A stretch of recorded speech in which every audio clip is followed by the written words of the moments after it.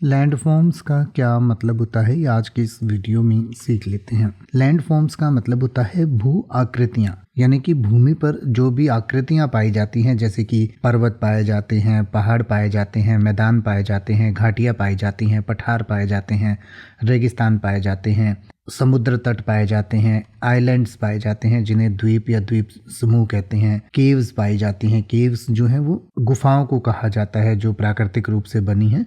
तो इन सब चीज़ों को लैंड फॉर्म्स कहा जाता है। अलग अलग तरीके की जो भू आकृतियाँ हैं, ज़मीन की आकृतियाँ हैं, उनको लैंड फॉर्म्स कहते हैं।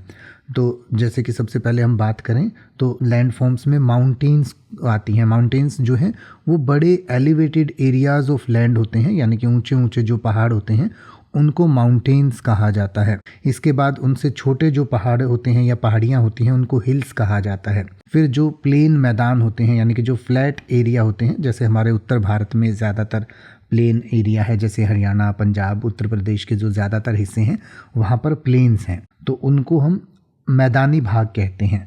माउंटेन्स मतलब जो ऊंचे पहाड़ हैं, पर्वत हैं, उनको माउंटेन्स कहा जाता है। जो हिल्स हैं यानी कि पहाड़ियाँ कहते हैं। प्लेन्स जो है मैदानी इलाकों को कहा जाता है। इसके बाद वैलीज़ आती हैं। वैली जो है वो घाटियों को कहा जाता है। तो जो पर्वतों के बीच में या पहाड़ों के बीच में जो प्लेन एरिया होता है, जैसे देहरादून जो है वो एक घाटी है, तो उस तरीके का जो एरिया होता है उसे वैली कहा जाता है, हिंदी में घाटी कहते हैं। इसके अलावा एक और वर्ड होता है पठार, जो भारत का बीच का हिस्सा है। जैसे कि आप मध्य प्रदेश का काफ़ी हिस्सा देखेंगे तो वो जो है पठारी भाग है। तो पठार को इंग्लिश में प्लेटोज़ कहा जाता है। तो प्लेटोज़ वो इलाके होते हैं जो ऊपर तो उठे होते हैं पर पहाड़ों की तो जैसे चोटियाँ होती हैं, पर इनके ऊपर मेज जैसी आकृति होती है। मतलब ये ऊंचे होंगे और फिर बिल्कुल मैदान जैसे सपाट हो जाएंगे। तो जो ऐसे पर्वत, ऐसे पहाड़ होते हैं उनको हम पठार कहते हैं। फिर जैसे आप राजस्थान में देखते हैं तो डेजर्ट्स हैं, रेगिस्तान जिसे कहा जाता है, तो वहाँ पर बहुत कम आपको वनस्पति देखने को मिलेगी, पानी भी कम मिलेगा, वर्षा भी कम होती है। तो ऐसे भागों को रेगिस्तान कहा जाता है। उसके बाद तटीय भाग आते हैं, यानी कि जिन्हें कोस्ट्स कहा जाता है, जो समुद्र के किनारे होते हैं, जहाँ पर कई बार लहरें भी समुद्र के आती हैं।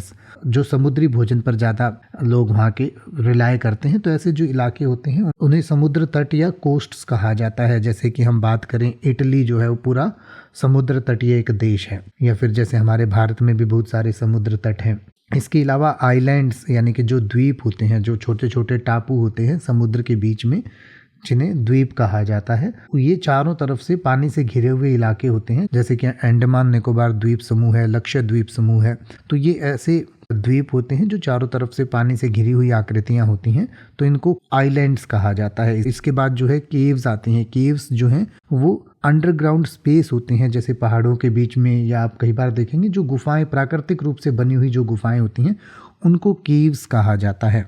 जैसे कि अमेरिका में एक फेमस केव है जिसको कार्ल्सबैड कैवर्न्स कहा जाता है। अब आप किसी भी वर्ड का मतलब हिंदी और इंग्लिश में YouTube पर सर्च कर सकते हैं। आपको मेरी वीडियो मिल जाएगी जिसमें आप बिना किसी फालतू बकवास के सीधा उस वर्ड का मतलब समझ पाएंगे। तो ऐसी ही वीडियोस को देखते रहने के लिए चैनल को सब्सक्राइब करें और बेल आइकन को प्रेस करें।